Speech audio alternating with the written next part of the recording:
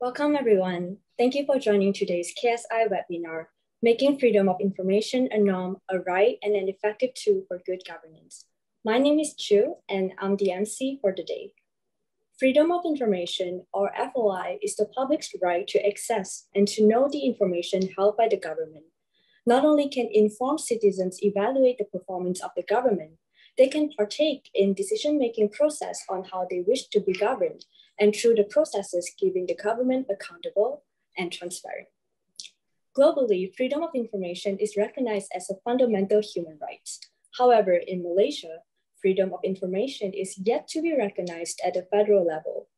As for now, only Penang and Selangor have enacted freedom of information in 2011 and 2013. Even then, receptions towards both enactments have been tepid, and public awareness remains low. Today, we are joined by our esteemed and diverse panelists, ranging from Member of Parliament to experts from the legal division and civil societies to reinvigorate the discourse surrounding freedom of information and why it is even more relevant now and ever in today's age and climate. We will first begin with the welcoming speech by Tan Sri Magayo, followed by the panel discussion, and we'll end with the Q&A session. Feel free to type your questions into the Q&A box. The moderator, Mr. Boone, will bring them up at the end of the session. Now, without further ado, let's welcome the welcoming remark by Tan Sri Magayo.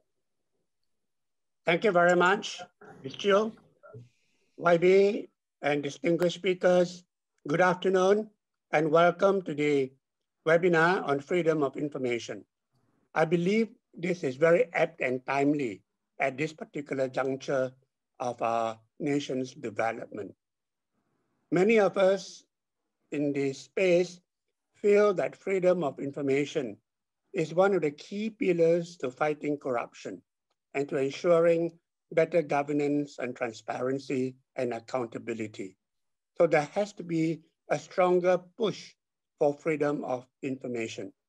We are delighted that 2 of our state governments have already implemented Freedom of Information Acts, and we hope that other state governments as well as the federal government will also do so in the next year or so. I think this is very important. There has got to be stronger pressure from civil society and human rights groups for the push for a Freedom of Information Act.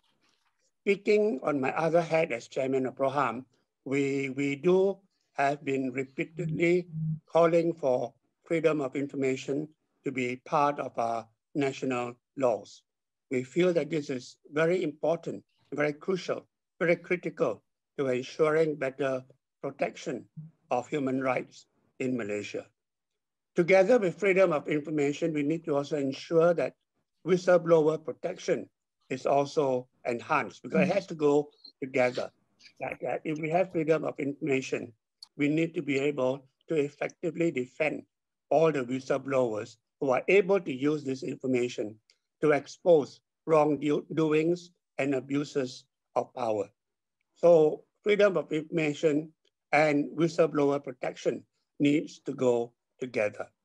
We hope that the various excuses on using Official Secrets Acts can also be further reduced, and perhaps we need to review and codify the Official Secrets Act to limit its application to only very essential state secrets, and to then have freedom of information to be able to protect the public's access to information. I do not want to take up more time from the very many expert speakers who have been dealing with this issue for a long time. Suffice for me to welcome all of them and to say a big thank you to them for joining us and for sharing your expertise and your ideas with us. Thank you very much. Thank you, Tan Sri Magayo. So now I will be passing the floor to KSI's one and only research director, also our moderator for the day, Mr. Boone.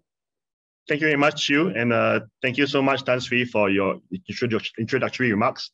I think you summed it up quite well, and the reason why KSI is very interested to have today's Freedom of Information webinar. And joining us today, we have the experts of this field. And I think perhaps I'd like to first welcome all those who are joining us here on Zoom and those that are joining us on Facebook Live. Later on during the Q&A, you may be feel free to just post your questions either in the comments if you're on Facebook or via the Q&A module if you're joining us here on Zoom.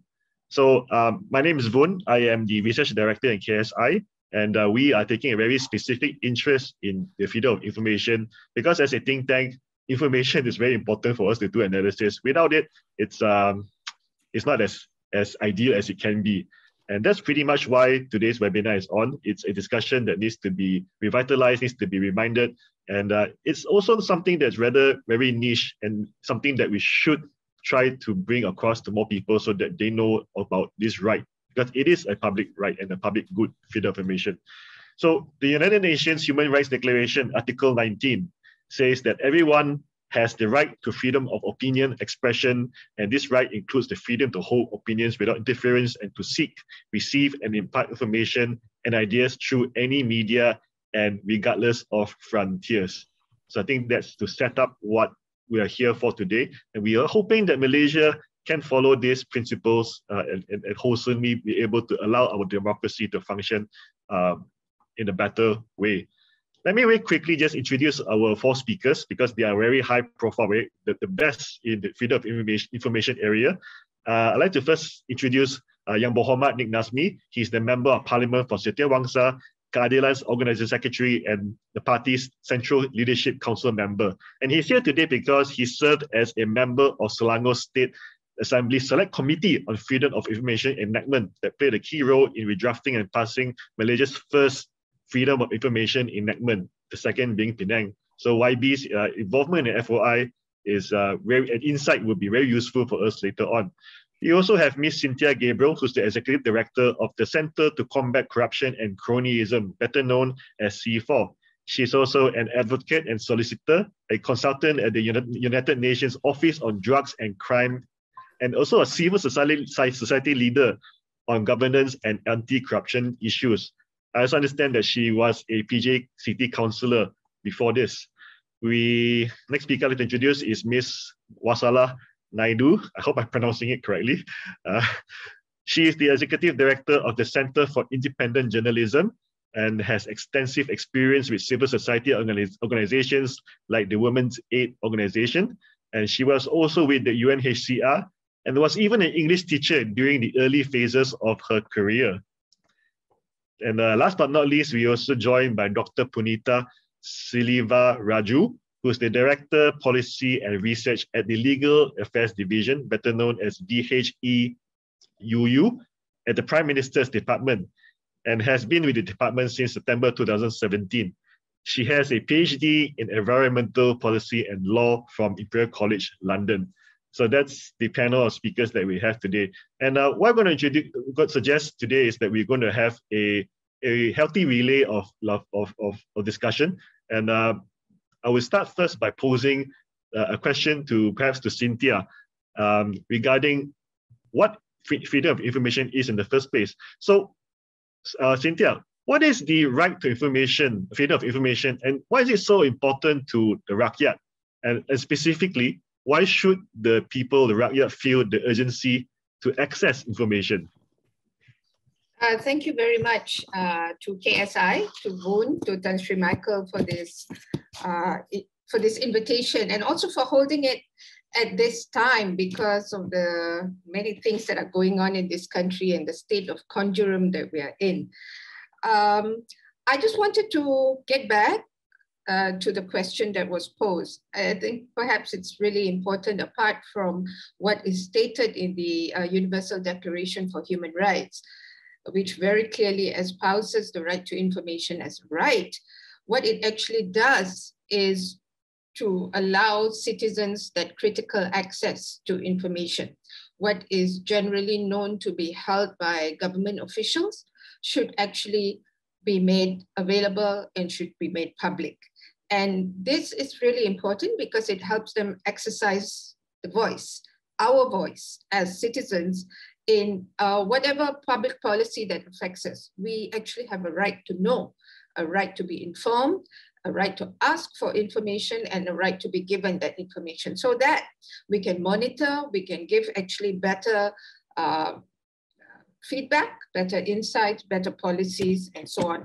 I also wanted to answer that question by saying that in many countries that actually have a right to information law, which we will go into over the course of these sessions, it has actually found to be very effective in the control of corruption, in the advance of good governance, and that in this age of COVID and the COVID pandemic, we're all into disinfecting our hands and all that. But let's look at information as a powerful disinfectant to bad governance, to poor policies, and a disinfectant to ward off corruption and poor practices. And most of all, as a disinfectant to actually ward off secrecy, because secrecy is one of the biggest conspiracies in today's world that allow and fester corruption to happen.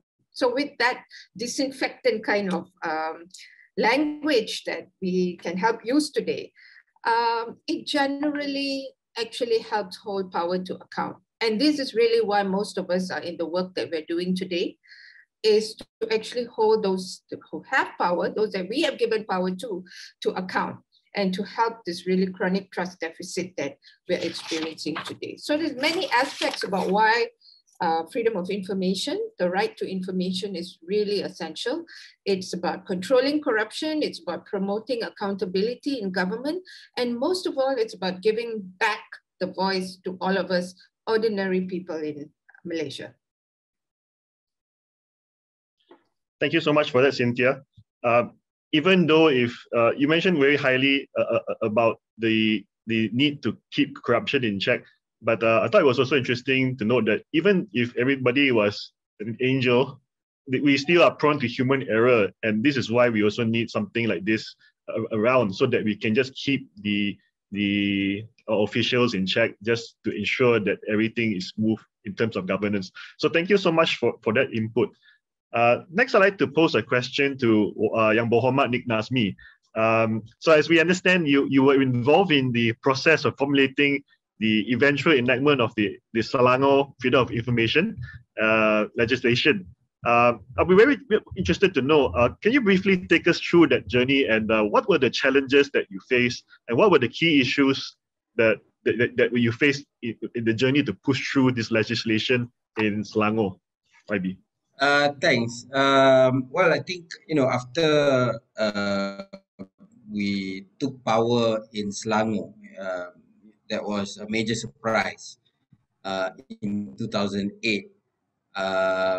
And one of the reasons we were able to win, especially in Selangor, was that there were a few high-profile, if you remember, corruption cases involving the local council, involving the state government, so on and so forth. So there was this huge desire to do things differently.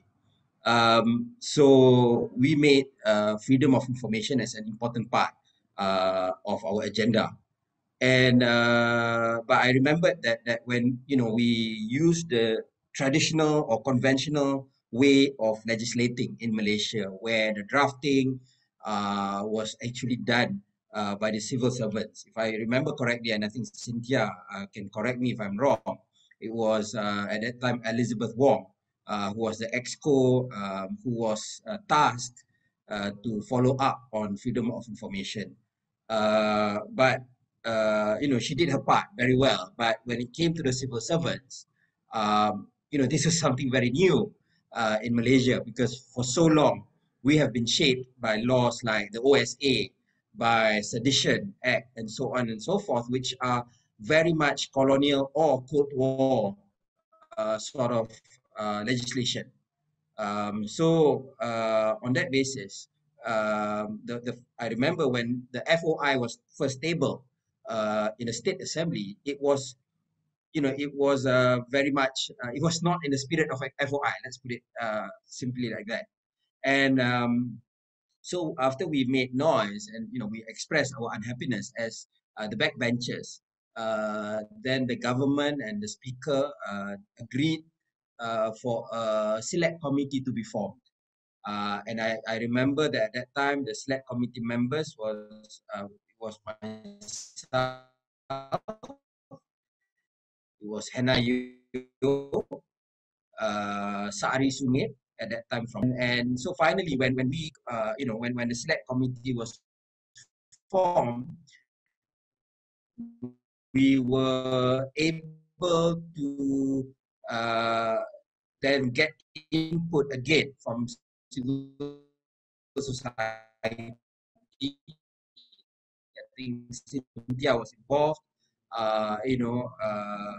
CIJ and all that were involved in giving the input and legislation, FOI legislation that we have in Malaysia. And I think that's something to be proud of. So convince the state legal advisor and all that because many of the things that we were doing was very much it runs contrary to what they've been taught and trained to do. Well, I just like to follow up with another question, if you don't mind. Did you face any challenges from perhaps your state as other state assemblymen, either from the then opposition and your colleagues already in government, or perhaps indeed from the Selangor civil servants as well? Do you come across any opposition towards this legislation? Certainly from some members of the civil servants, especially the older ones. I think that was quite clear. The other within the party, I think, or within the political parties, within Pakatan Rakyat at that time, as usual, once you've won power, then the desire for transparency and accountability, it's not as strong as it was when you were in opposition. I mean, that's, I was young at that time, so, it felt a bit weird, but now I realize that's pretty normal. But and this is where I think, the next step where I think the FOI could have done better. And I mean, this is something that it's not just the government. I mean, government obviously have to take a leading role. But I think, one of the major problems is that UMNO, for example, as the opposition party who is pretty much, they've been kept out of power for so long in Selangor, they've refused to make use of the FOI. I don't know, so I mean, I understand then because they did not want then for pressure to be for federal FOI legislation. But, when it comes to the state politics, this is an important tool for them to use. And the second part is that, and I think Cynthia rightly pointed out, is that society, the public, the media, the NGOs, they need to make use of this legislation more. FOI is one thing, they need to ask questions to the state. Secondly is the state government, I remember federal level under Pakatan Harapan and Perikatan Nasional, is the public display of declaration of asset. Again, it's an imperfect tool the way we are home, but the point is it's out there. And I know for a fact that when I was at Exco in Selangor, I had to do my public asset declaration. There were Excos that did not display or did not declare the asset, and it's there on the website, but I guess probably no one goes to the website, right? So if the press goes to the website or if the opposition party goes to the website, that's something that they can use to really put pressure on the executive. So I think that is where, a legislation is only as good as how far it's being used. Thank you so much for that, YB. Indeed, it's only as a piece of legislation is only as good as the people who end up using it. And then that's a very good segue to what I'm going to ask our next speaker, Wathshlah Naidu.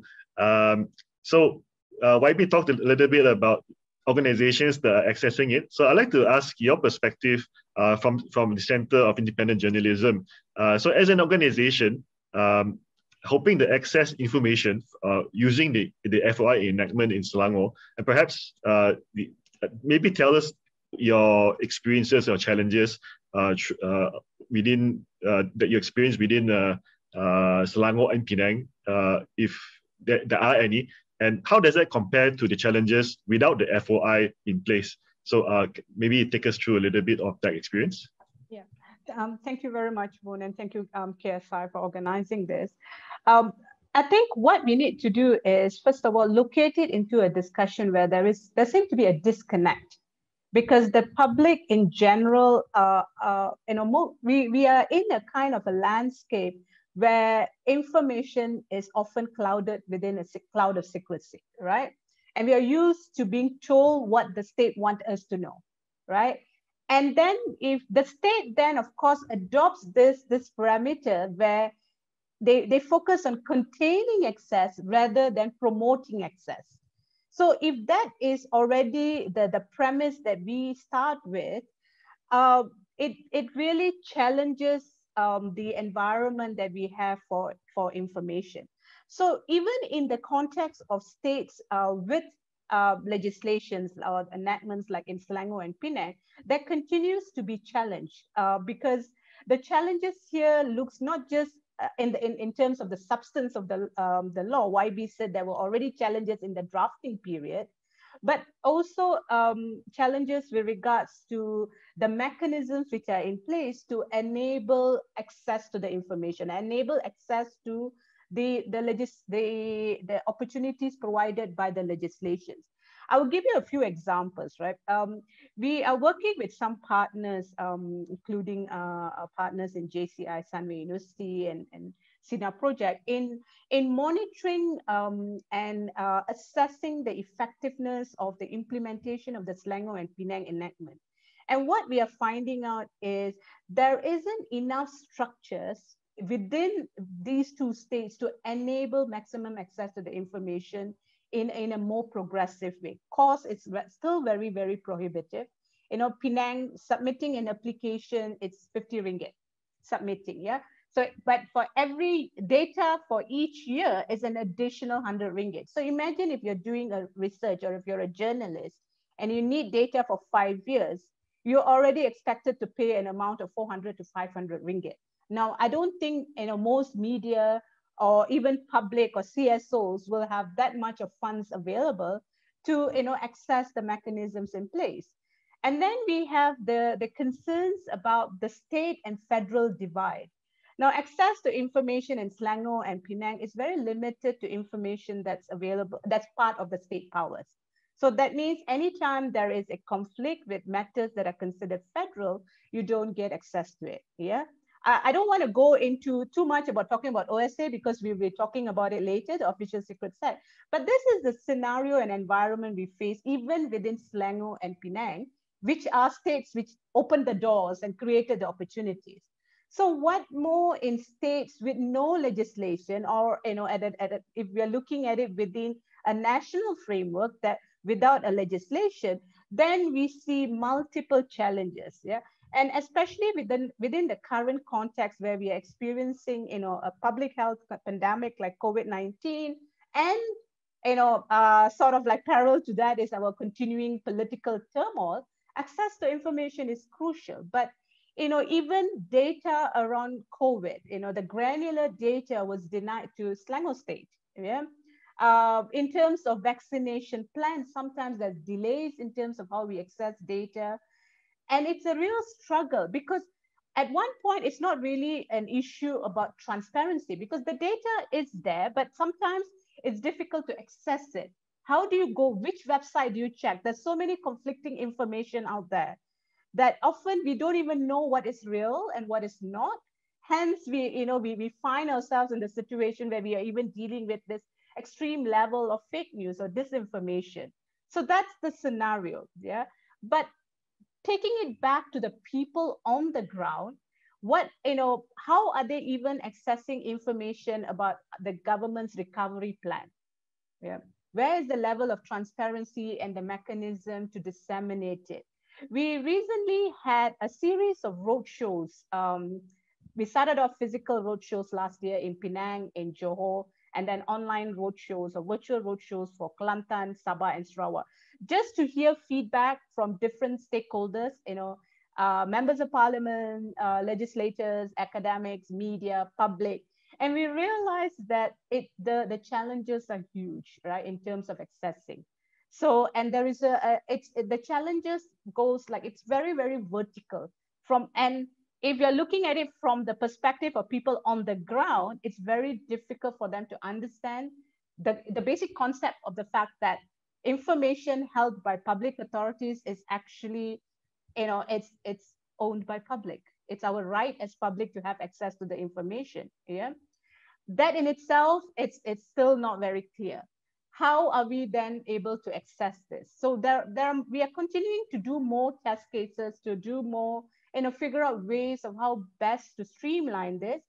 But I think what we need to understand and address is that there has to be a will, be it political will, but there has to be a move towards creating an information regime that is open and not closed as a premise. Yeah. So even although we keep talking about the need for a legislation, if access to open data, transparency is in place, I mean, a legislation is just going to strengthen that. A legislation not the answer to this. Yeah. So that's the context that we work with, and that we struggle with at times as CIJ and our partners within the FOE network here in Malaysia. Thank you so much for that. So what I hear is the situation, at least in Selangor and Penang, is in the right direction. The enactment was put in place, all well intended, but there's still some kinks to work out due to the cost of application for the information, as well as the time delays that will make a particular question or request for information. The delays putting it will just put a slowdown into the process. And I think we'll come back to this topic later on, which will be opened up to the rest of the speakers. But since we talked about Selangor, I'd like to now turn the attention to the federal level and like to know the situation at the legal department.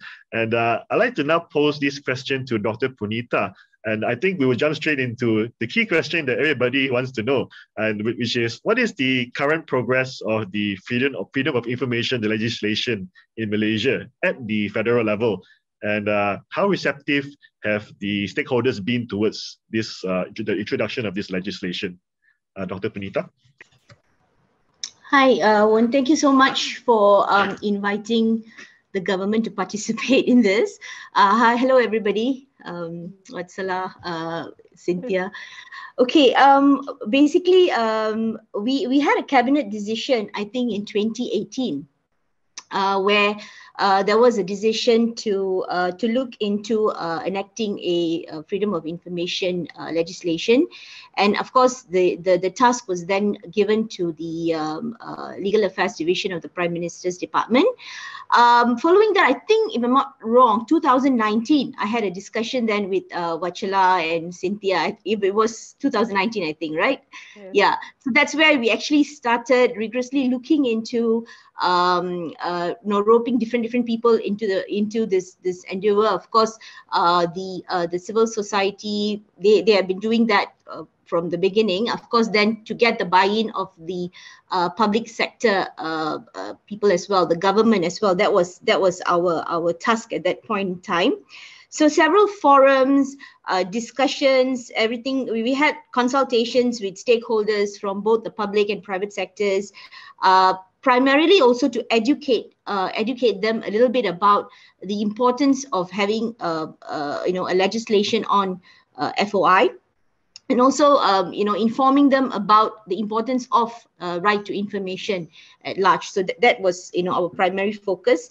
And then we of course, it's a continuous process. This was also brought into a cabinet committee on governance, integrity, and anti-corruption, where we actually presented an indicative timeline on where we will start off as in terms of doing a preliminary study, and then moving on to looking at comparative studies and all that, and then finally the drafting of the act or the legislation, and also looking at other options, because we still have the OSA we still have that legislation. So looking at the possibility of whether we should both legislation should coexist, or whether repealing one and having certain sections of the OSA embedded into the FOI. These were all options that we're looking at. So finally, we were asked to actually conduct a comprehensive study looking into all these options. And our timeline is basically, I think, next year. We're looking at next year, but with this COVID situation, of course, everything has been halted. So it's a bit of a issue for us.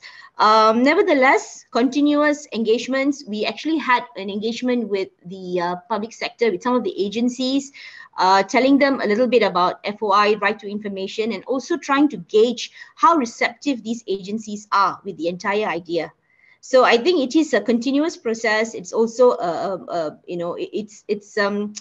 I would say we have to go step by step, we can't just rush into it, knowing that OSA is something that has been there for so many years, and civil servants and the government have been using OSA for so long, so it has to be done in a very palatable manner.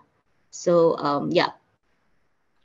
Thank you so much, Dr. Punitha. So it's very encouraging to hear that Cabinet actually got the ball rolling in 2018. I believe that's under Dato' YB Dato', the late YB Dato' Liew Wee Kiong at the time. And I'm also very happy to hear that there's actually a timeline for something to happen in 2022. But can I just say a clarification? The 2022, is it for the comprehensive study or the actual draft bill to be presented? Which one is that? Comprehensive study and a cabinet paper to get a decision on the legislation. So it wouldn't be the actual legislation out yet, because we need to put the options to the cabinet first to then get their approval on the way forward. Right, I see. I guess baby steps towards something bigger and meaningful later on. I think we will circle back to a few things that you said as well. I noted stakeholders, which are necessary, and education, which is necessary for political will, and that's the thing that will get the votes to pass through legislation. But I'd like to now open the floor to speakers. Earlier, Wathshlah talked a little bit about some of the issues that exist in accessing information at the moment. But I'd like to hear from the others as well, Cynthia, YB, Dr. Punitha as well. Of course, Wathshlah can chip in a little bit more. In your opinion, what are the barriers? When I say barriers, it's in reference to political barriers, technical, perhaps legal barriers that we might face. They need to be addressed before we can actually push through the FOI legislation at the federal or indeed the other states. Perhaps Cynthia would like to give some insight. Yeah, there's quite a bit to say. Although I wanted to commend Dr. Punitha for so many levels of efforts that she's trying also to include consultations with different stakeholders, not just on access to information, but also on another area that we work on, which is related on whistleblower protection, etc. But despite the efforts that are ongoing now, I think the political turbulence has quite a lot of impact on where the reforms are going at this moment. But I wanted to say two things. One is to touch on one aspect of what YB Nick had already described, which is the Selangor process. And at the time, I was a councillor in the Petaling Jaya City Council, and we had very direct experiences trying to experiment with the access to information law and trying to access issues around transparency at local government level. So we tried to do a couple of things which seems simple, but it looked so radical at the time. One of it was to actually make a full board decision meeting that the minutes of our council meeting should go public and should be put on our website right after the meeting.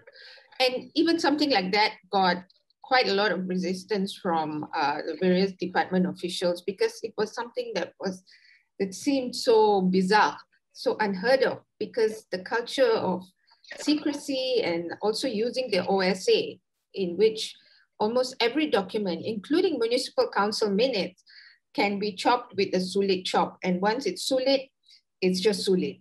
It becomes secret, and there's a whole process to declassify it, and it's very complicated. So I think that's one. It is actually trying to engage with what Dr. Punitha said, to actually talk to lawmakers, civil servants, etc., who are so used to a culture of secrecy, to have that paradigm shift that we're dreaming of, a more open, consultative, accountable government. And it's not going to be very easy for that shift to take place internally in terms of mindset. And the other is to remind ourselves that next year, the OSA is going to be 50 years old. And it's older than some of the people on this panel. And 50 years old is actually half a century, which means it has really stuck in terms of culture. The other thing I wanted to mention was when Selangor had that enactment, and it finally came through despite a whole lot of challenges that YB mentioned as well, was the fact that it was actually kept in the closet. There was no real push or publicity by the Selangor government to tell its people, come guys, come apply for this information. So in fact, the EXCO in charge, the state assembly meetings that were put in place were not really forthcoming in terms of trying to engage the use of the FOI.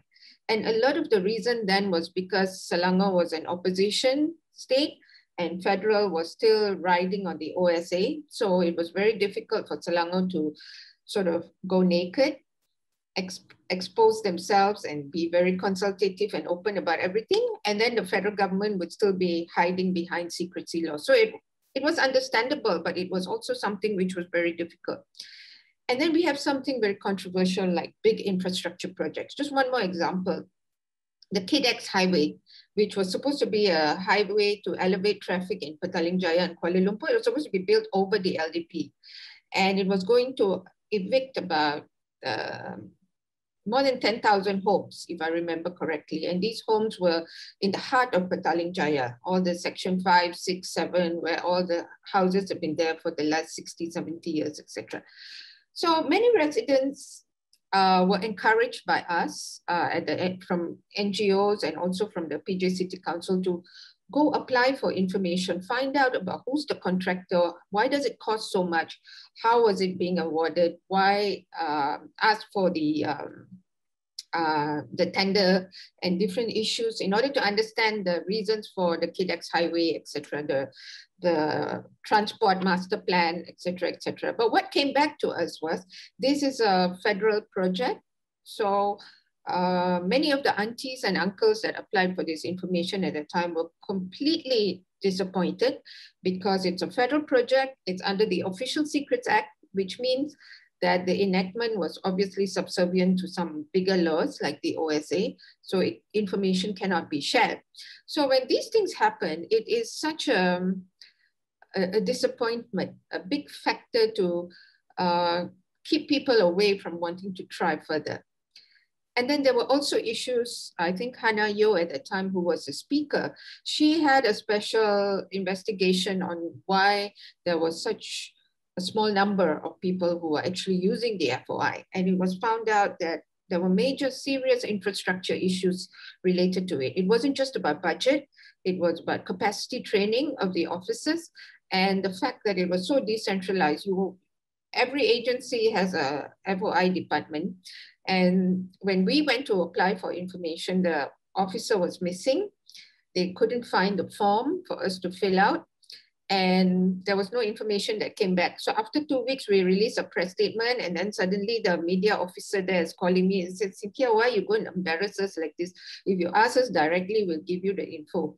But we were just trying out the system to see whether it works. So these were many of the issues that Selangor had to iron out as well. But we give complete credit to Tan Sri Khalid Ibrahim for pushing the drafting of the bill for the enactment.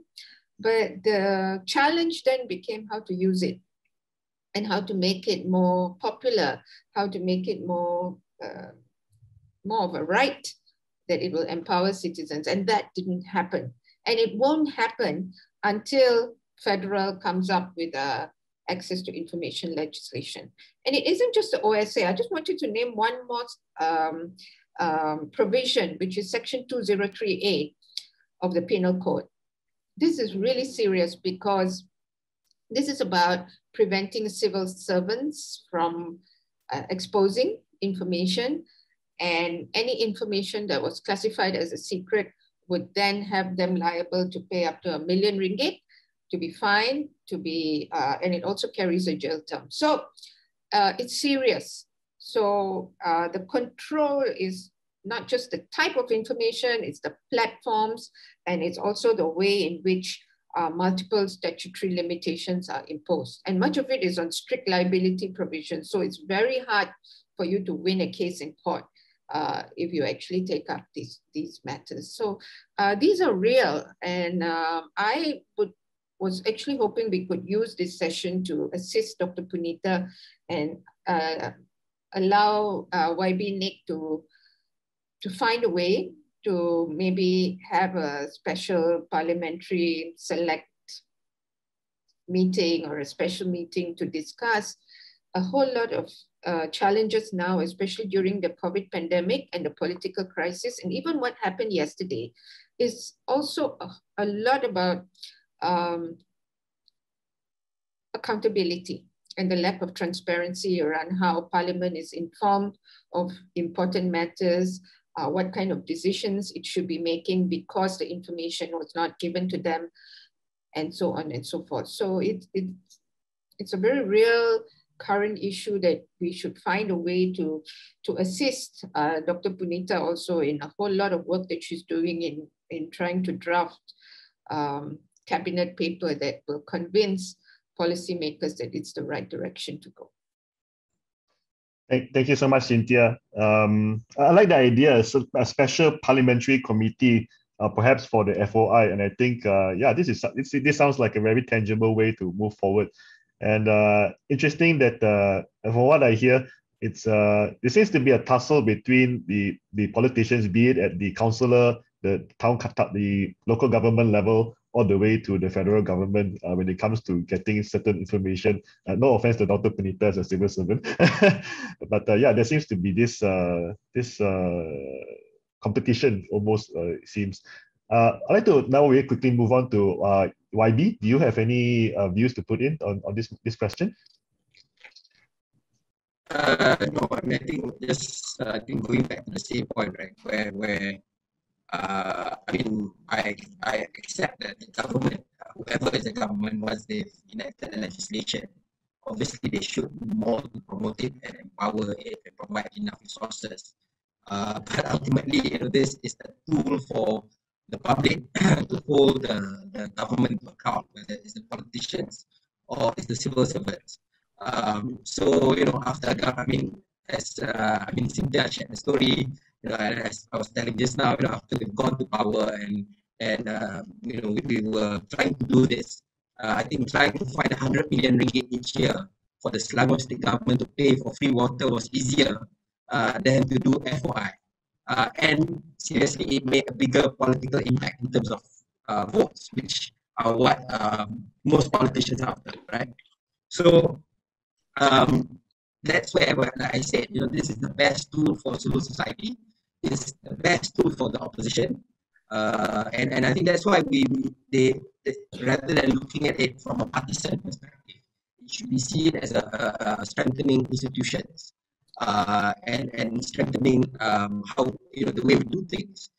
If there's any lesson that we should learn from our crisis that we are going through right now, is that we need stronger institutions. Because the days of one dominant party or that you go to vote and the outcome that night, that you can just switch off the TV, that's no longer there. It's going to be much more competitive. There's going to be a lot of changes. So the institutions, the constitution and the institutions must be very strong. And I think FOI will be very helpful to ensure that. Thanks so much, YB. Yeah, it's very true what you said. And I think it's also important to address what are some of the issues regarding the issues that were faced in Selangor as well. And I'd like to also perhaps open it to the other speakers to take this up, and perhaps go back to Wathshlah to take this on. Wathshlah, you mentioned very briefly regarding some of the systematic issues that you faced regarding the fees, regarding the time delays.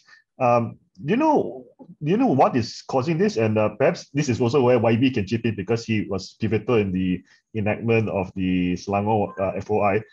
Why is there a fee? And is it to why is there a fee in the first place? And what is actually causing these delays? Is there an explanation, a good explanation why maybe the information is all over the place? They need time to bring it together, or what is the actual reason? Perhaps Wathshlah first, then maybe YB. Yes, of course, YB will be in a better position perhaps to talk about the process that led to a fee being imposed both in Selangor and in Penang. But if we look at just the experiences of people who tried to access the enactments in both Selangor and Penang, aside from I say some of the barriers within the enactment itself, because in terms of the restrictions are rather broad, and then the applicant will have to provide a legitimate reason why that information is being requested for, and then in terms of how you use that information in itself, there are certain barriers to that. So that's in the law, the substance of the law. But then if we then look at some other barriers, perhaps we can look at it in the context of three things. One is the information itself may not even be available, right? They might not have, they might not be collating that information, or they may be collating it, but not necessarily in the way that you have asked for it. The levels and the different areas that you're requesting for it. That's one thing that we found. The second thing I think is there is a lack of digital and systematic way of recording and keeping the data. Data management itself is a challenge, because and that contributes to a delay, because if you have a centralized system where data is easily accessible, you don't need to go into a room to go flip through documents with hundreds of pages just to take notes. So that's also causing some challenges. The third thing is, and this, if you're looking from the perspective of ground up, if access is actually denied by and large through lack of proper infrastructure and connectivity. We've had discussions with indigenous communities, both in Johor, Sabah, and Sarawak, in terms of their availability, the availability of data they're looking for, but also in terms of their access to that data. They're not able to access it because connectivity in itself is a challenge, right? And recently, and we find this extremely troubling, right? In the context of Penang, for example, it requires your physical presence to go and submit the application. Now, in times of COVID-1, your travel, your movement is all restricted. And it's not just within, and even in that whole context of discussing with the information officer, like, can we submit an online application? There isn't this room to negotiate that, because the mechanisms are not there that would enable them to actually be more proactive and creative in how you can create that access. So all this lack of mechanisms, structures, proper guidelines cripples the system. So we find it very, very difficult to access the information then. And we are perhaps, maybe when we talk about civil society, we may have, we have perhaps more information at times on how you can access the system, right? What about other people on the ground who may not have that information? A very interesting anecdote I want to share is in terms of access. Access is not just being denied to people on the ground, or even media for that matter. Access is also being denied for legislators. We had a conversation with a legislator from Sarawak, and he said he's posed certain questions in Parliament, and he tended to get the same response. And he turned around and said, Is it because you don't have the data, or is it because you're not willing to share that information? Yeah. So it's very, very structural, and the barriers are not just systemic, but it's also very, very institutional. And it's all because of the culture that we work in. And can I just add one thing? I think we fail to understand the concept of right to information. And I use the term right here very, very intentionally, because it requires a rights holder and a duty bearer. There is that relationship, yeah? And if you want to create a regime that promotes access to information, it has to be couched in that language so that we can draw the right accountability and claim our rights. You know, sometimes if we fail to do that, we stuck in this thing where, you know, we are constantly begging for the information, yeah? But I think I want to start demanding for my right to information now, really.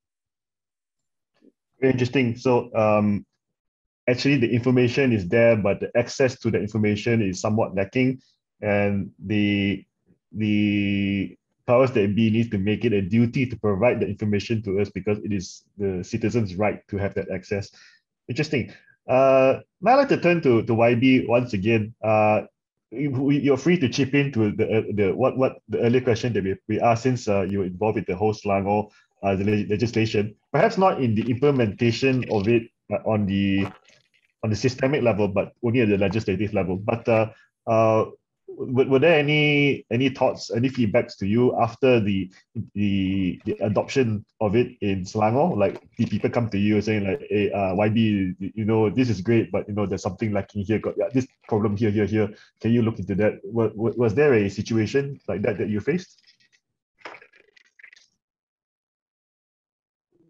Yeah, I hope you can hear me clearly. My connection is a bit problematic.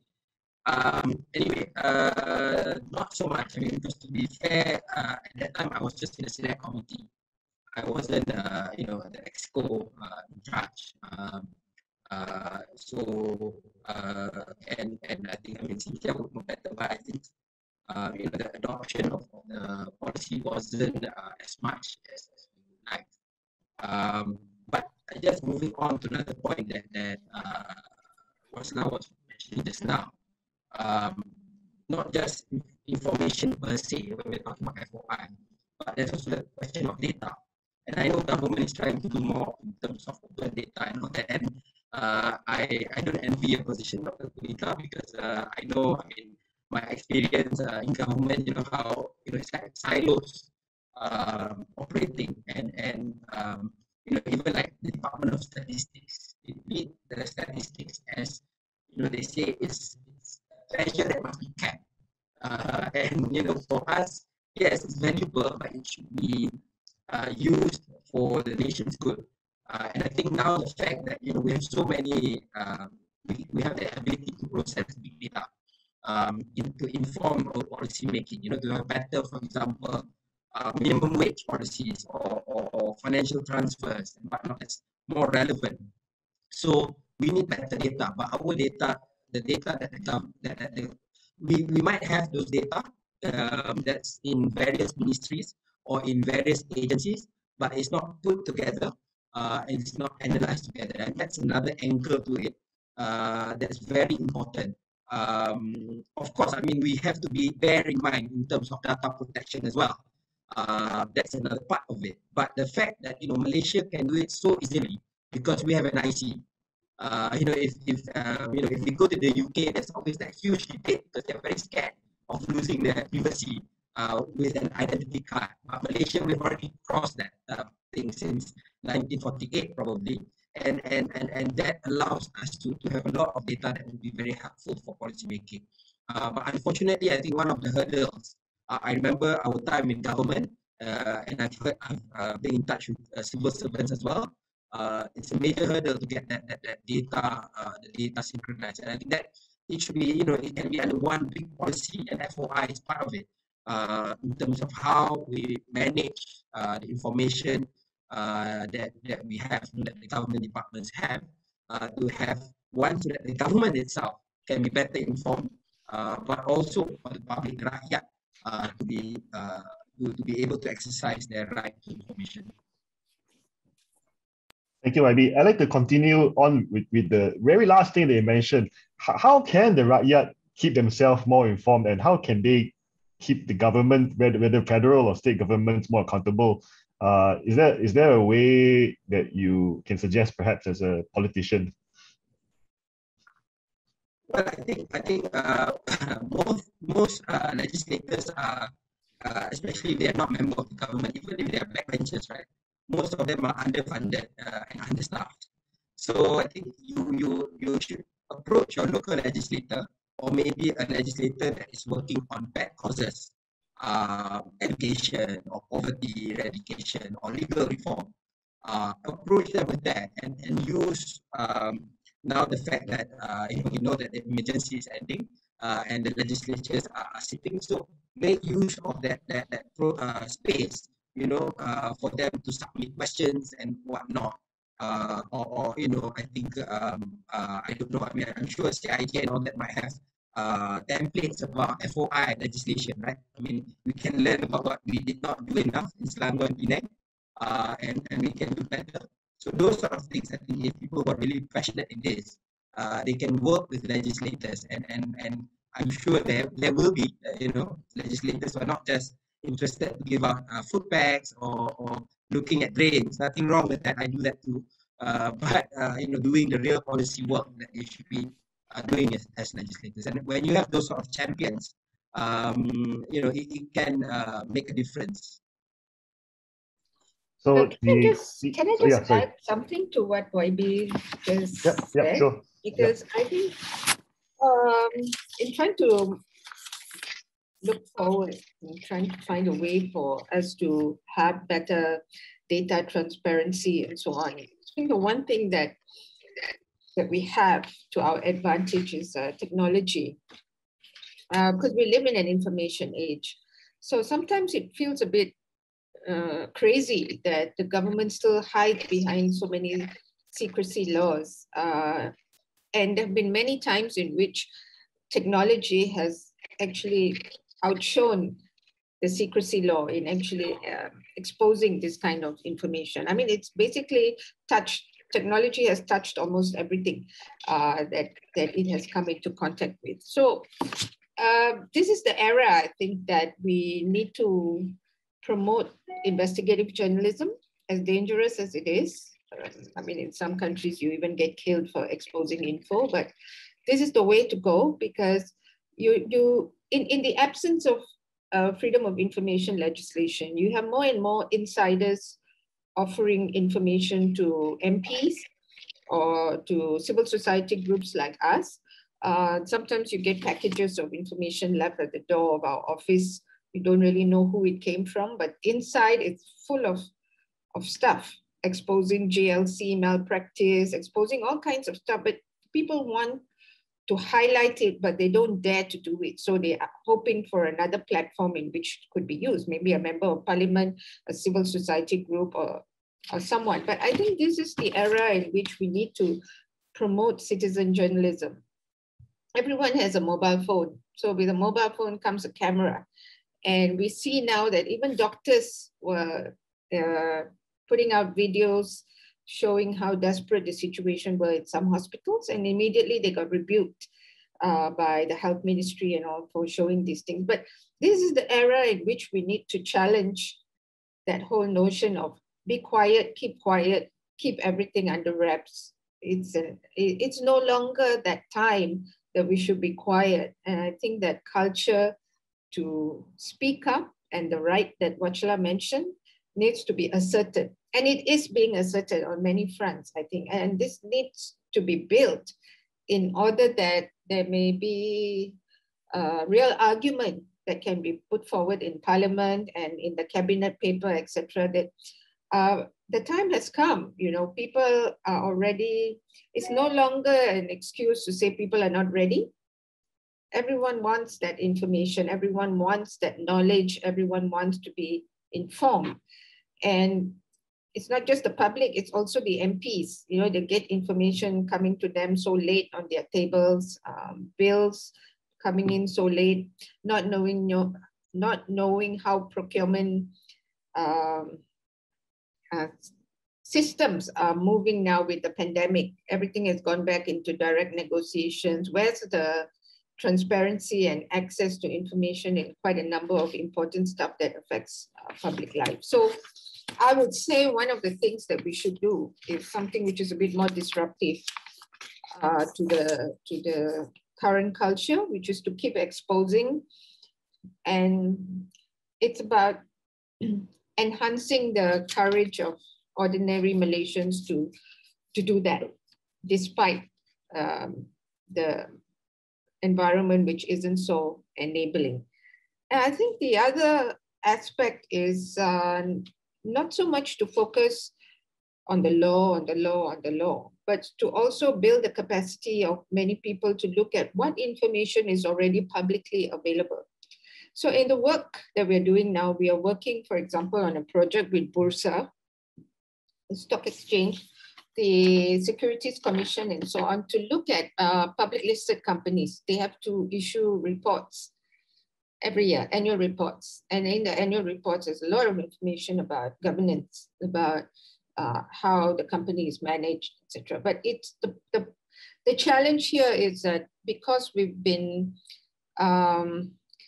circled around a culture of secrecy, many of us Malaysians aren't even aware about what is out there in the corporate world, in different parts of business, integrity, investment, climates, etc. So some information is out there. It's about how we want to digest it and expose malpractice or expose government secrecy. If there's a conspiracy to stay rich, to develop illicit enrichment through illegal means, etc., is also how these companies operate themselves. It's another level, but I think many of those people who are trained should offer some kind of capacity training to residents associations and so on to actually look for information like this. So infrastructure projects that come into neighborhood areas and all, they will know how to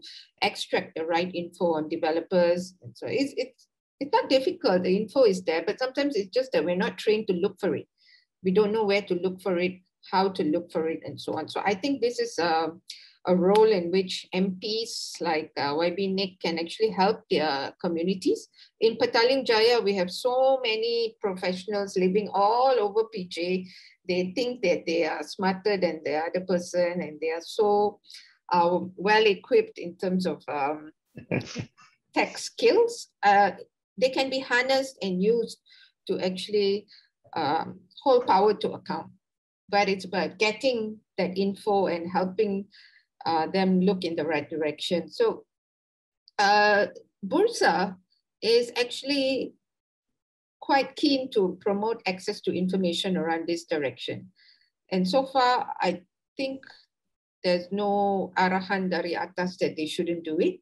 So it is a good time to experiment, to do different things, because I think even the business community, in short, what I'm trying to say is even the business community may want to look at environments that are more enabling for investment, right. That they don't have to be mired in this whole culture of secrecy, pay a bribe under the table, you know, look at that quid pro quo situation, I scratch your back, you scratch mine and stuff, but to actually look at competitive advantages and see how the climate can be improved. So in doing that, I think there's a big role for citizens to actually press forward that whole power of information. Right. Thank you so much, Cynthia. So interesting. It's so even within the private sector, there needs to be some form of checks and balances, and that's why the freedom of information in that area is important. If I hear you right, you also advocated for more investigative journalism as an alternative source of information and not just relying on the government for that single source. And earlier, YB mentioned, I think essentially what YB wanted to say was that everybody needs to have a cause and champion an issue. When you do that, you naturally want to look for information, and when the information is not there, that is the citizen's duty to go and kacau your MP or your adun to make sure that information is available eventually through the passing of the correct legislation. Now I'd like to go into a more juicier topic, which is the OSA. And I think Dr. Punitha has alluded earlier of the somewhat compatibility between having an FOI and the OSA, because if you have a FOI, it can be cancelled out by the OSA. And how do you reconcile the two? Do you need to repeal one before one can be enacted? So I'd like to just jump into that, and perhaps I'd like to start with Dr. Punitha first, because I'm not so sure if you still have that meeting later on. How do we reconcile this situation with the OSA? Yeah, and I think there's like earlier speakers has mentioned, there seems to be a shroud of secrecy on certain matters, and I think having an FOI, this needs to go. But what's the strategy, and what kind of minefields do we need to avoid to get this abolished eventually, Dr. Punitha? Yeah, okay. Woon, if I could just go into a few things. Also answering your earlier question and also giving you a little bit of our perspective from the government. I think drafting a law is one thing, but getting the buy-in and getting everyone on board, that is another issue. And if you talk about FOI or the right to information, as I mentioned earlier, getting the civil servants buy-in or the government's buy-in, is very important, and that is actually a very difficult task. I think the engagements that we have done so far, I think that even Wathshlah has participated, or the engagement that you have done, which the government has actually participated. You can see that there is this wall there. And we must understand that the OSA, as Cynthia rightfully mentioned, is going to be 50 years. It has been there. It has been an integral part of the civil service domain. It's always OSA. So, for example, if someone comes to us and say, can I have this information? So how would a civil servant then decide whether this information can be released or not? There must be some form of guideline. There must be something to actually indicate or give us, to actually tell us that, okay, these are information that you can reveal. These are information that you cannot reveal. Probably those information could fall within the exemptions, that you touch on public order, or you touch on national security and things like that. Those are information that you can still say that, okay, I'm not going to give you. But where do we actually draw the line? So I think civil servants have that problem. And I think Cynthia also mentioned about the section in the penal code where civil servants have this problem. We fear things like that also. It is, I would say, it's the fear that we have. So to play safe at the end of the day, a lot of them will say, okay, let's not reveal. That's just the safest answer you can give, because we don't have a legislation to actually tell us this you can give, this you cannot give. This you can, release, this you cannot release. So that is the first question that we need to address. And then we also have to address, as I mentioned, the implementation part. One is the law, and then there comes a lot of other issues. For example, we talked about, Wathshlah mentioned a little bit about the fees and things like that. Of course, areas of governance, areas of oversight, appeals and things like that. All that comes in when you actually implement, the legislation, when the legislation is put in place. So just coming up with the law is one thing, but then, putting it in practice, that's where the devil lies, the implementation. That is a very big problem for us. And of course, we have the Selangor and the Selangor and Penang, enactment, and we would definitely want to learn from the mistakes, if there are any mistakes from those enactments, and how do we actually preempt these problems at the federal level, and how the legislation that is being drafted, the parameters of the legislation itself would take all this into consideration to minimize whatever issues that we have. So these are certain things that we need to look at. And I think we are also working closely with CIJ, in terms of the comparative analysis of other countries, in terms of the effectiveness of the legislation in Selangor and Penang. We want to learn from all that, and also to understand how do we actually draw the line, for the government. How do we actually decide this can, this cannot? That is a very difficult question, especially when you talk about information that is so vast. It's this just too much, and it's everywhere, and it comes in so many different forms. So I think this is one of the issues that we should address before we even talk about the existence of the coexistence of OSA and FOI. I think even in the UK you have both. You have the FOI and you have the OSA, and the FOI comes with all the exemptions in the world lah. But you have both. So it's before we go into that, we need to address all these concerns. Thank you so much, Dr. Punitha. So I understand that there will be a fear from civil servants, especially when curating all this information, for the fear of job security as the main driving factor.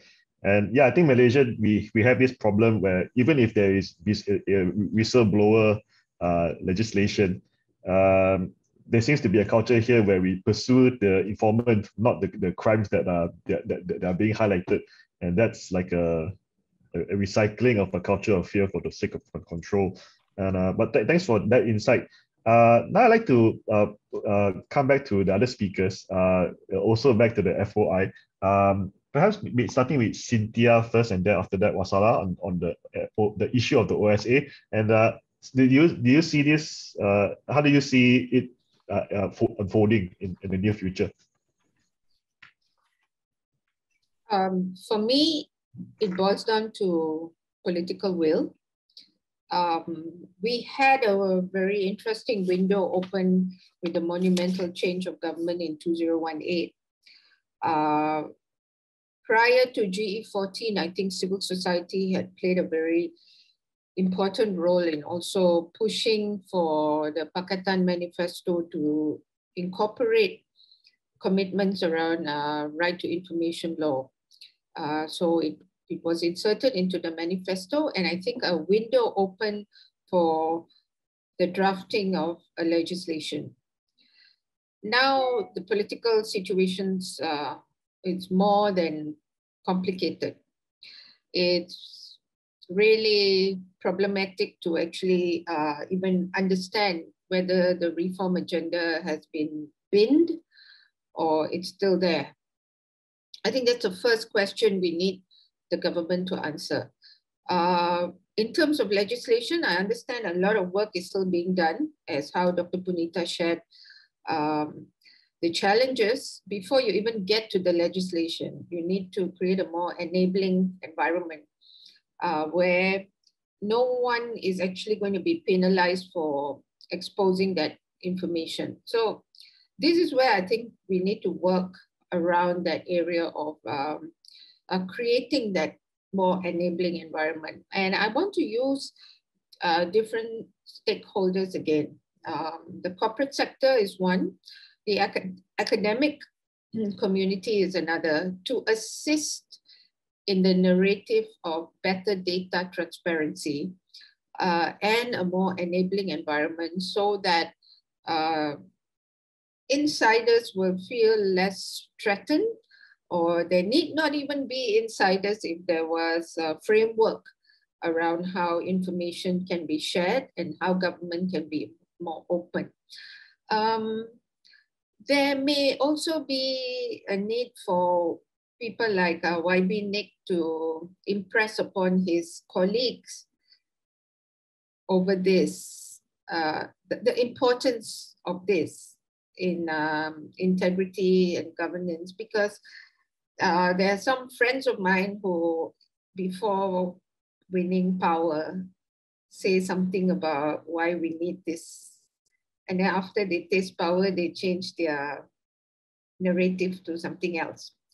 So it's about this. It's about information can actually hold power to account. And we need those who are holding power to actually have that will to keep that promise.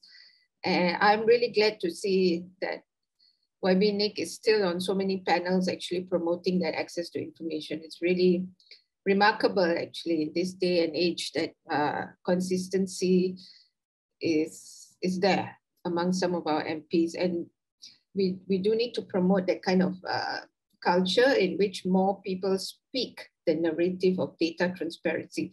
More so now in the COVID pandemic, there's so much frustration because we cannot gel the pieces together.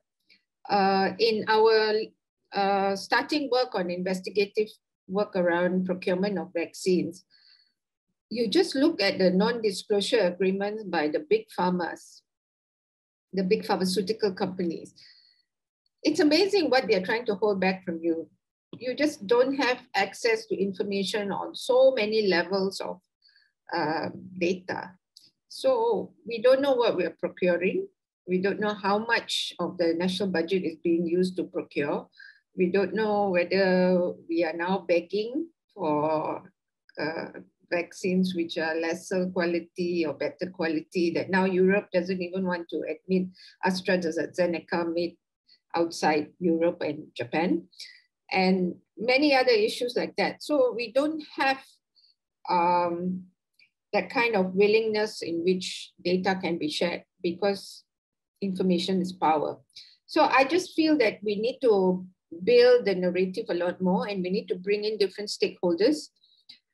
The civil service will be the most difficult because they are always also at the behest of the government of the day. So if we have more private sector people, more academic people, more civil society groups, and more MPs, more policy makers actually discussing the need for better data transparency, that is the way to actually push that cabinet paper that Dr. Punitha is working so hard on, to make a real impact on whoever that's going to be the government in 2022. They have to actually hold on to this principle and make it work and make it a reality for all Malaysians. In fact, if G15 falls around whenever sooner than 2022, this could be a rallying demand, a cry that we should all think about how we want to push it forward. Thank you so much, Cynthia. So the importance of political will, and that's necessary to create a better enabling environment for all.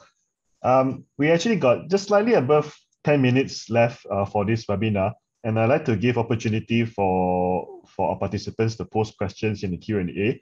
And while questions are coming in, you can feel free to address your questions to whichever speaker. I think Dr. Punitha had to go because she has another engagement coming up. Now let's just like to. I'm okay, Woon. Oh, you're still here. Sorry. Your video disappeared. That's why I thought you were left. Okay, sorry about that. Yeah, so 10 minutes left. If you got any questions, please feel free to post in the chat. But I think I'd like to consolidate some of the questions that we had. We actually got a list of questions that I posed to the speakers, but I think I just got to consolidate it to one first before we go to Q&A. Maybe I start with YB, Nick, Nazmi first. In terms of best practices, since you've been there in the beginning for the Selangor FOI, and I suppose you still have a very keen interest in FOI now in the federal level, being a member of parliament. What kind of best practices can we learn from that experience, and how can it go to the federal level? And since you are also involved in the state level, what advice would you give to your colleagues that are in other state legislative assemblies, and how they can get the ball rolling? Okay, I think they are in a better position than where we were coming from in 10 years ago, because now they have that example, that template that we had from our freedom of information enactments to build upon, right? Again, there's much to be desired, but that was something that has been done is been passed, and they should look at other things on how to improve.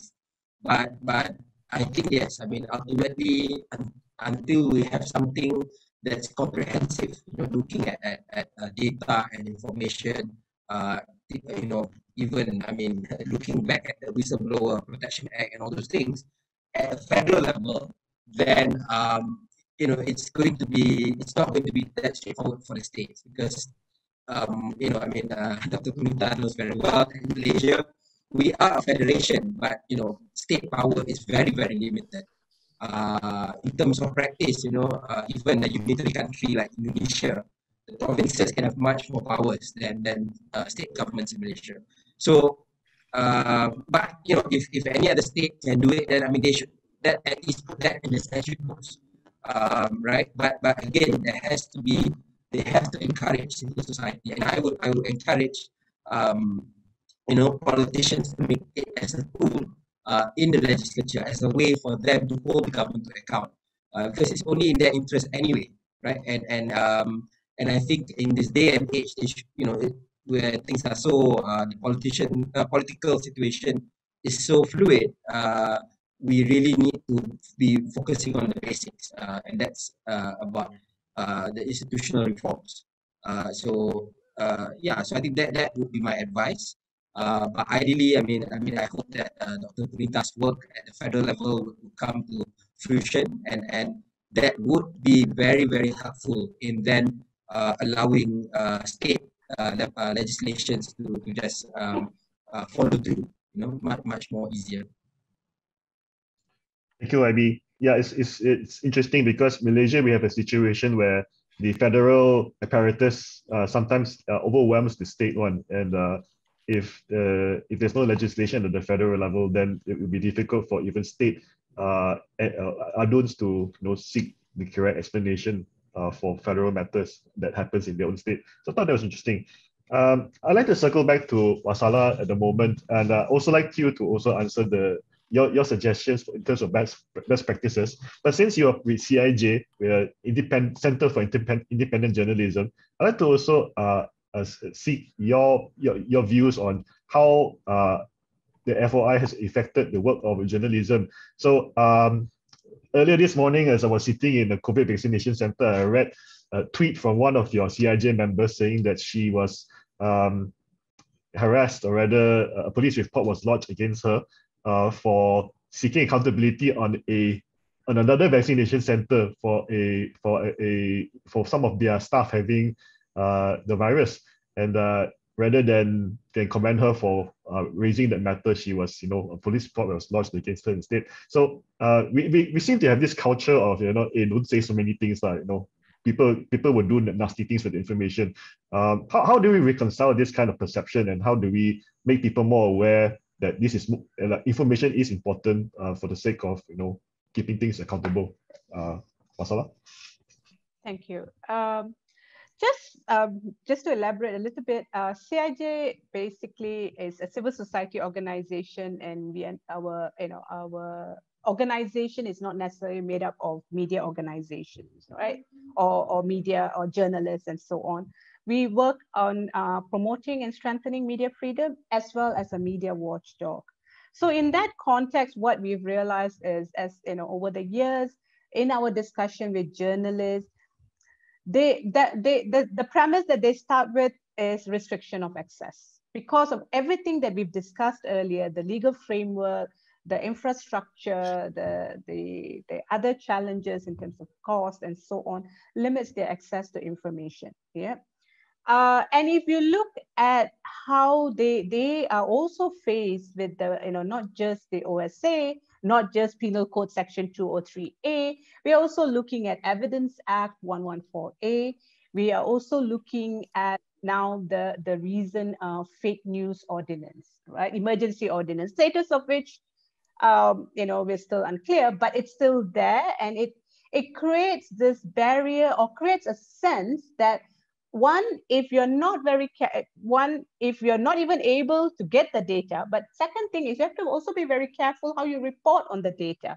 Yeah. So a number of media have themselves experience or being, there have been cases filed against them under the OSA. Yeah, and this, just even within the last year or so, right? And then there's also this, because of this possibility of being charged, or being investigated, they then tend to self-censor. So, what Cynthia proposed about, investigative journalism, it's important, but we have very limited space and scope for it. And we need to really work with our media to encourage them to take on this role more proactively.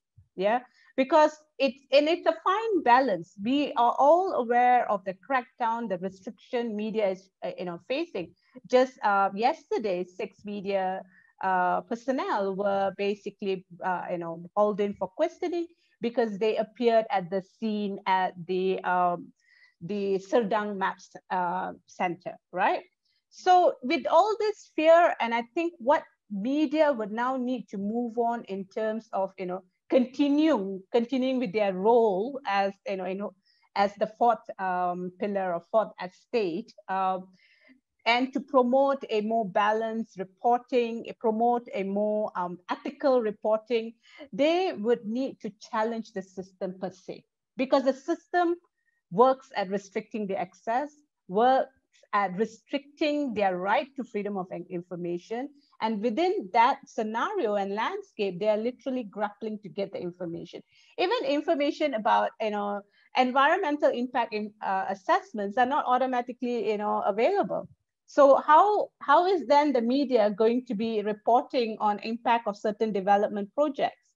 So, I mean, it's not that they are experiencing something unique. What media is experiencing is similar to what the public's experiencing. The only distinction here I would make is media is literally our voice to a lot, and a channel that flow, where information flows. So even if the channel has challenges in accessing information, getting the right information in a timely manner, getting accurate information. For example, imagine in a day you have 2 different press conferences from public authorities and you have conflicting information, right? So how is the media then supposed to process this and make sure that the public is well informed? So it adds the layer of challenge that we as public experience, because media is experiencing these barriers too. Thank you so much, Wathshlah. We actually just only have a few minutes left, and I think it's very good that we have this question from one of our attendees, and I think it's a very good way to wrap up the session with this question. So from anonymous attendee, to all panelists, what advice would you give for the youth and students who want to train themselves to be more informed and practice their right for information, but are rather clueless and don't know where to start with? And I think we can tie that to the general sentiment on what can ordinary citizens do to support the FOI. And I think some speakers have already talked about that. But yeah, maybe how do we get the interest of the youth to be more involved? Perhaps I'll start with Cynthia first. I think the youth are already taking it on, and we're very, very proud of the momentum that's taking place now. One is the actual court case taken by Undi 18 on the right to vote. I think that is really excellent that you challenge that right that you have in terms of the election commission actually delaying the whole exercise of those who are 18 years and above to actually vote. I mean, it's things like that that youth power has shown Malaysia in its most difficult time that things can still move. And then now we have these black flag campaigns flying around. There's so much harassment towards the young people now, and intimidation at levels that are completely unacceptable. But they go on and they continue. And I think the energy, the anger, the momentum is there. But it's really sometimes about maybe just pointing certain directions in which they can actually take. That would be all that is needed, because I think our youth are pretty much geared up to demand for accountability and good governance. I also do think, and YB, you can disagree with me for saying these things, that there needs to be real and proper ground training for youth who are excited about politics to get into politics, because politics in our country without that culture of accountability could destroy much of the ideals that we are purporting today. So it's about ensuring that when you get into that very challenging, complicated, difficult world of politics, I didn't dare make that move, no courage, but you did. And I think those that want to do it need to have political maturity, that kind of ability to resist getting corrupted so fast, trying to move up really fast. And a lot of it is about access to resources, money. If you can actually, provide that kind of resources to your political party, you're probably likely to rise even higher and faster. So this is what's important. It's about empowering themselves. It's about the issues that we're championing. But if we want to encourage youth to get into politics, then I think there's a whole lot of capacity issues that need to be discussed properly first before getting into political party type of issue. So I again want to propose that this is something very important for the youth to seriously think about, because the future generation belongs to them. And Malaysia really needs more change than it ever did before, and it really depends on them. So how do we change the political culture? And just now, YB, you spoke about institutions, and the institutions are what we need to be strong and independent. So we need youth momentum in that direction, apart from just jumping into politics so quickly. And then the system itself is rotten, so the system needs to be changed. So how do we actually help the youth move to change the system? So it's all pretty challenging stuff. But in the meantime, please do what you're already doing. It's really brave work. It's so inspiring in these complicated times. But just use tech. I think technology is not being used enough. And youth can also show the way in that direction, about social media, about using blockchain technology, about trying to disrupt the current system that we have. Thank you. Thank you, Cynthia. Very, very encouraging words for the youth. I'd like to go to YB. And for the young people watching, you may not be aware because it has been some years already, but YB Nazmi was actually at one time one of the youngest ever politicians. I believe the youngest adun for Selangor. I think maybe one of the youngest politicians, MP and adun for Malaysia. Only surpassed by, I think, YB Najib Razak, in fact. So yeah, maybe YB, you can give a perspective, since you were young once, you're still young, but younger ones, perhaps some words of encouragement for you on how the youth can be more involved. Yeah, that was a century ago. But anyway, I think I agree with Cynthia. There are three types of people who get into politics. People who are, everyone gets into politics who be ambitious. That's normal. But there will be people who go in with good intentions and are able to. Sorry, YB. The audio is a bit bad. What I'm going to do is I'm going to stop your video. Then the sound should be better. You don't mind, YB? Sure. Yeah. Okay. Try now and see.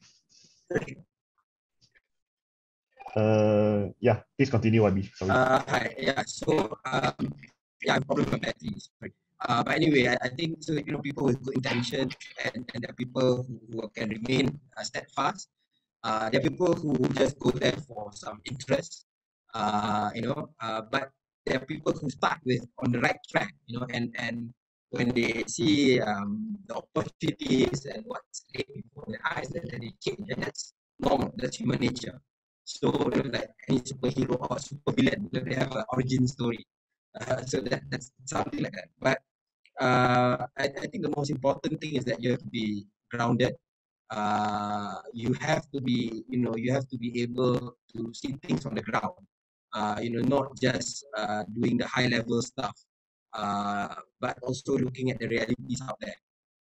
So I think that's very important because now, everyone wants to be the youngest, and nothing wrong in that. I was that sort of, a guy at one point of time, but you have to go through the ropes, and it's not all about instant gratification. There was a point of time when opposition people, candidates used to contest 5 or 6 elections before winning, right? And now it seems that's like a distant world. So I think that is something that people have to bear in mind. And it's more important than being an MP, more important than being a politician is that you have your bearings right. And if the time comes, even for someone like Cynthia, it's okay to make that transition. Thank you so much, YB, for sharing your experience. So I guess the message is just keep trying, keep having that purpose, and you'll get there eventually. Thank you so much. Final words from Wathshlah. Yeah, thank you. I do want to echo something that Cynthia said about how we are all really inspired by the youth at this moment. And it's almost like a new window of opportunity for Malaysia now. And thank you very much to the youth out there who are doing what you're doing now. On that note, I think, in being inspired, in looking at the skills, the creativity of the youth, as well as looking at different stakeholders, we would also need to contextualize this in the fact that not everyone's, made to be a politician. Not everyone's going to be a policy maker. Not everyone's going to join the civil servant. So what does that mean then in terms of everybody's role to make sure that we have a healthy, progressive information regime? Yeah. So for youth, you can, we're working with youth in universities. We're working with youth who are able to set up podcasts, to promote ways of how information can be shared. But we also need to look at roles and spaces with different communities and different stakeholders. If there are indigenous communities, we understand there are limitations and in terms of access to information. But the indigenous communities themselves are, can be the ones who are testing the systems, asking the question and demanding answers. It's the same across board. So people on the ground, the public, will need to really speak up and demand this, demand for answers, demand for data, demand for accuracy and transparency. Yeah. And media has a huge role. We know what are the struggles, but at the same time, I think we can still work with the media to get this, this information flow in a more easier manner, right? Because we're really proliferated with disinformation and fake news, which is often being used as a tool, right? So we need to crack this open, and we need to challenge this system in a way that we have real-time information, real-time data, accuracy, and all at the forefront. Yeah. On that note, I want to say it is not just the political will that needs to change, it is the public's will that needs to change. Because we need to change our own mindset. We cannot remain in this thing where we are just continuing to just toe the line. We need to speak up, and we need to demand, and we need to challenge. Beautiful. So the public will needs to change, and that requires a change in mindset. Thank you so much for that, Wathshlah. Maybe I'd like to also take a swipe at the question that was posed. What advice I would give to the youth and students, and how they're going to be more informed and to practice the right to information. Don't underestimate yourself. It doesn't mean that the older fellas know any better. I have struggles finding information just like you guys. So what more, so all of us are in the same boat. I think it's just important for us to strive to seek the truth, seek better accountability, seek better governance, because we're not doing this for fun. We have a mission, which is to make this country better, and we're just putting all our heads together to just put our, to make this process happen. So I think thank you so much to all our speakers, YB Nazmi, Wathshlah, Cynthia, for their time. I'd like to point all our participants to the good works that they published 2 years ago. C4 and CIJ actually released a report on the freedom of information in November 2019. So do Google their reports, for superb reports. I believe one is a proceedings report for a conference that they had, detailing the points from all the speakers, and very insightful. So please have a look. If you don't have time, they did a very fantastic executive summary. Just read that. That's what I did before the start of this webinar, so I know a little bit more. So yeah, please do support their work. And I think all of us just need to pass this message on to our peers.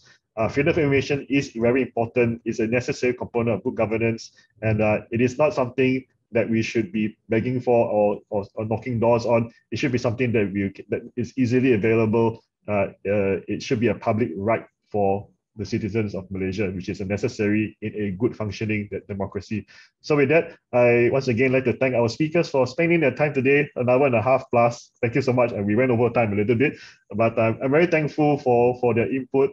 And I wish them the best in their works. And KSI, on behalf of KSI, we will definitely be very supportive of all their efforts. And so thank you so much once again. Oh, so I forgot to thank Dr. Punitha as well. We would also like to support the works at her level. And yeah, all of us should do our part to chip in. So thank you very much once again. And we wish you all to please stay safe. Do follow us on the KSI's Instagram, Facebook. We also have a very active YouTube channel, so please like that as well. And yeah, this webinar will also be made available on YouTube later on. I understand the audio on Facebook is terrible, so we will edit that and make a better one after this. And yeah, thank you for your participation, and thank you and take care. Thank you. Thank you. Thank you. Have a good weekend, everyone.